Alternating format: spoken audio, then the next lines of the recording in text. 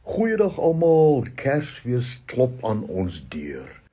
Vroeg vanoggend het ek gedink aan daardie gebed wat die Here Jesus ons geleer het, daar in Matteus hoofstuk 6 wat sê, laat u koninkryk kom.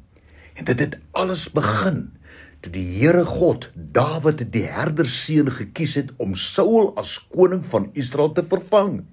Die Here het hom beskerm teen die gevaarlike wilde diere wat probeer het om die skape dood te maak en ook om hom dood te maak.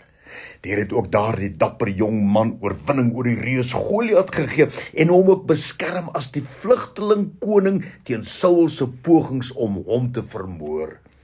Toe Dawid as koning oor die hele nasie gevestig is of bevestig is, het die Here die volgende verbond met hom gesluit. 2 Samuel 7 vers 16.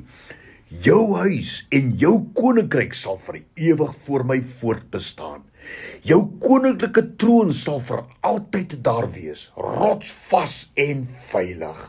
Hierdie storie van Dawid vandat hy 'n klein seentjie is, wys vir ons daarop dat die Here God se beloftes altyd getrou en waar is.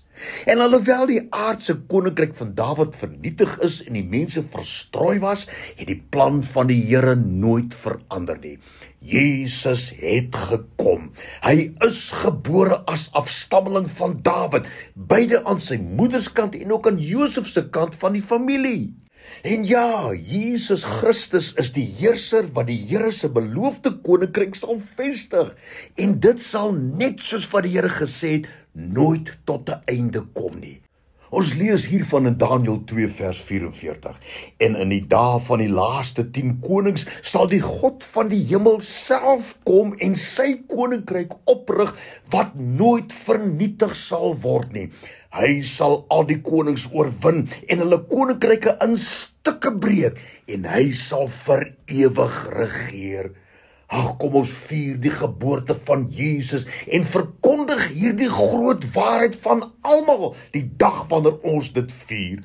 Ons koning sal al die koninkryke in stukke breek en hy sal vir ewig regeer.